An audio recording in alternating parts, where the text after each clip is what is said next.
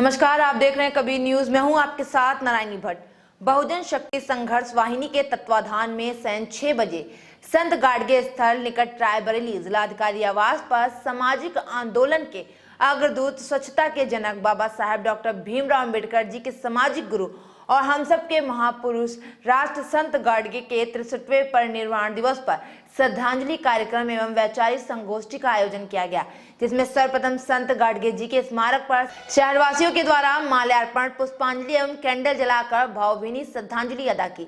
तत्पश्चात बहुजन शक्ति संघर्ष वाहिनी के पदाधिकारी विजय कुमार जी ने गाडगे जी के जीवन परिचय से मौजूदा लोगों को अवगत कराया। कार्यक्रम के संचालनकर्ता एवं BSSV के अध्यक्ष रोहित कुमार चौधरी ने गाडगे जी के बारे में कई प्रसंगों के माध्यम से उनके व्यक्तित्व एवं कृतित्व पर प्रकाश डाला। संत गाडगे बाबा का जन्म 23 फरवरी 1876 को महाराष्ट्र के अमरावती जिले के अंजन गांव में हुआ था। ये सुखबाई भाई एवं पिता झिंगराजी के संतान थे। गाडगे जी का पूरा नाम देवीदास डेबूजी झिंगराजी जानोरकर था। माता पिता प्यार से इन्हें डेबूजी कहते थे। डेबूजी अपने साथ हमेशा मिट्टी के मटके जैसा एक पात्र रखते थे तथा वे इसी में खाना खाते तथा इसी मटके में पानी पीते थे। महाराष्ट्र में मटके के टुकड़े को गाडगा कहते हैं, इसलिए लोग उन्हें गाडगे बाबा कहने लगे और बाद में संत गाडगे के नाम से प्रसिद्ध हो गए।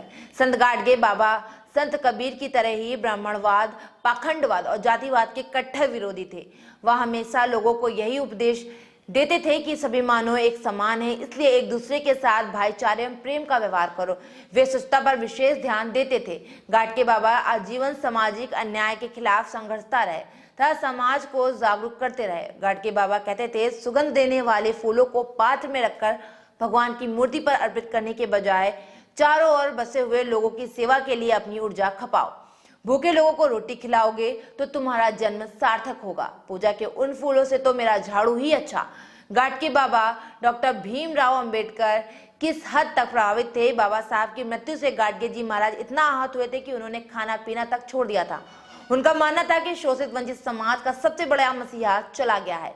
बाबा साहब की मृत्यु के ठीक 14 दिन बाद ही संत गाडगे बाबा ने जन सेवा और समाज के उत्थान के कार्यों को करते हुए 20 दिसंबर 1956 को हमेशा के लिए आंख बंद कर ली और दिसंबर माह 1956 में समाज ने अपने 2 महापुरुषों को खो दिया, जिसकी क्षतिपूर्ति कभी नहीं हो सकती।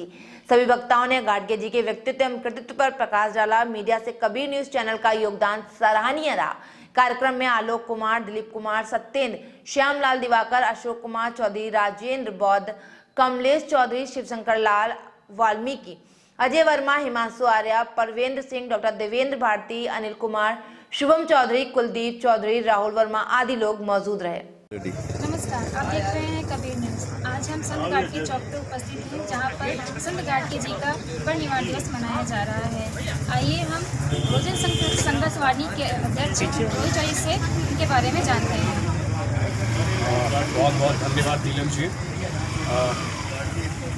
आज जैसा कि राष्ट्र संत गाडगे जी महाराज का 63वां परिनिर्वाण दिवस रायबरेली शहर में मनाया जा रहा है, उसी के उपलक्ष्य में आज शहरवासियों ने गाडगे चौक पर आकर श्रद्धा सुमन अर्पित किया एवं एक छोटी सी वैचारिक संगोष्ठी भी रखी गई, जिसमें बहुत सारे वक्ताओं ने गाडगे जी के जीवन परिचय के बारे में सबको अवगत कराया है। मैं भी थोड़ा सा परिचय आपके मीडिया के द्वारा ज़रूर बताना चाहूँगा गाडगे जी के बारे में। जैसा कि सबसे पहले संत गाडगे के बारे में मैं यही बता देना चाहता हूँ कि उनका नाम कैसे गाडगे पड़ा। संत गाडगे जी बचपन में उनका नाम देबूजी झिंगरानी था और प्यार से लोग उन्हें देबूजी कहा करते थे। बचपन में असमय उनके पिताजी की मौत हो जाती है, फिर उनका लालन पालन उनके मामा के यहाँ होता है। उसके बाद अज्ञातवास में वो रहते हैं और 29 वर्ष में जब वो पूरी तरीके से गृह त्याग करके समाज में अपना योगदान देते हैं, तब वो अपने साथ एक मिट्टी आप पतीला कह सकते हैं जो अपने साथ हमेशा रखते थे और उसी मिट्टी के पतीला में वो सफाई करते और उसी से अपना पानी पीते, अन्न ग्रहण किया करते थे। तो जब भी वह महाराष्ट्र के अंदर जब कभी वो उस पतीले को लेकर लोगों के बीच में जाते, सफाई करते, तो लोगों ने उनका नामकरण करना शुरू कर दिया था। कोई उन्हें चीथड़े वाले बाबा कहा करता क्योंकि वो फटे पुराने कपड़े शरीर पे धारण किए होते थे। कोई उन्हें गोदड़ी वाला बाबा कहा करता था। और क्योंकि मराठी में वो जो पतीला था उसे गडगा कहा जाता था, तो धीरे धीरे संत गाडगे जी का नाम गडगा बाबा के नाम से विख्यात हुआ। और बाद में आज हम देबू जी को ना जानते हुए गाडगे महाराज के नाम से हम उन्हें जानते हैं। उनके द्वारा स्वच्छता आंदोलन, यदि मैं ये कहूँ कि आज जैसे कि 2014 से मैं देख पा रहा हूँ या हम सब देख रहे हैं कि भारत में एक स्वच्छ भारत अभियान का एक बड़ा डंका बजाने का प्रयास वर्तमान सरकारों के द्वारा किया गया है। लाखों करोड़ों रुपए उसके प्रचार प्रसार एडवर्टीजमेंट में वारे न्यारे कर दिए गए।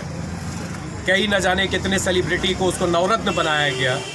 मगर क्या वर्तमान सरकार के पास इतने बुद्धिजीवी कम पड़ गए थे कि जो 19वीं शताब्दी में जिसने हाथों में खुद गडगा लेकर और लोगों के मलिन बस्तियों में जाकर साफ सफाई की, लोगों को सफाई के लाभ हानि से परिचय कराया कि आपको स्वच्छता से क्यों जुड़ना चाहिए, तो आज उन्हें स्वच्छ भारत अभियान का इवन जनक तक ना मानकर आज उन सेलिब्रिटी को तवज्जो दी जाती है जो केवल हाथों में झाड़ू लेकर और सेल्फी के लिए अपनी पोज देते हैं और उसके बाद फिर वो वही लग जाते हैं कि अपनी लग्जीरियस गाड़ी से वह निकलते हैं और कुरकुरे और अन्य स्नैक्स के रैपर रोड पे फेंकते हुए चल देते हैं। तो हमारा वर्तमान सरकार से भी यही एक गुजारिश होगी कि स्वच्छ भारत के असल जनक यदि कोई और नहीं है तो हमारे हम सब के राज संत गाडगे जी हैं। तो मैं चाहता हूँ